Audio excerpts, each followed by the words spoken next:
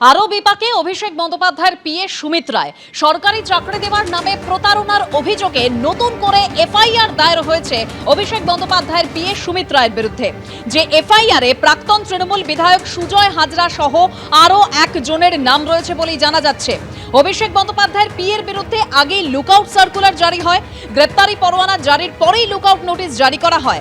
জমি জালিয়াতি মামলায় এখনো সুমিত রায়ের কোনো খোঁজ নেই, তার উপর আবার নতুন করে এফআইআর দায়ের করা হলো অভিষেক বন্দ্যোপাধ্যায়ের পিএ সুমিত রায়ের বিরুদ্ধে। আর কি তথ্য এই মুহূর্তে সামনে আসছে, সরাসরি আমাদের প্রতিনিধি পার্থপ্রতিম ঘোষের কাছে চলে যাব। পার্থ,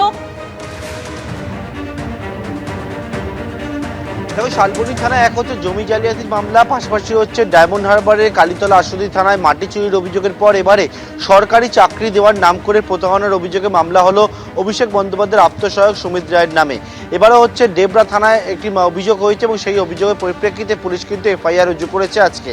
যেমনটা অভিযোগকারী যে অভিযোগ করেছেন যে গত 2023 সাল, সেই 2023 সালে তিনি সরকারি চাকরির যখন চেষ্টা করছিলেন তখন তার সঙ্গে আলাপ হয় সুজয় হাজরার, অর্থাৎ তৃণমূলের প্রাক্তন বিধায়ক সুজয় হাজরার সঙ্গে মেদিনীপুরের বিধায়কের সঙ্গে যোগাযোগ হয় এবং সেই যোগাযোগের পর সুজয় হাজরা তিনি হচ্ছে যোগাযোগ করিয়ে দেন হাওড়া নলপুরের বাসিন্দা এক ব্যক্তির সঙ্গে, যার নাম হচ্ছে আশিক গাজী, এবং আশিক গাজীর সঙ্গে যোগাযোগ করেন। আশিক গাজীকে যাওয়ার পরবর্তীকালে এখন অভিযোগকারীর দাবি, আশিক গাজী জানায় যে তার লক্ষাধিক টাকা তার কাছে চাওয়া হয়, যে টাকা নিয়ে সেই টাকা দেওয়া হবে অভিষেক বন্দ্যোপাধ্যায়ের আত্মসহায়ক সুমিত রায়কে।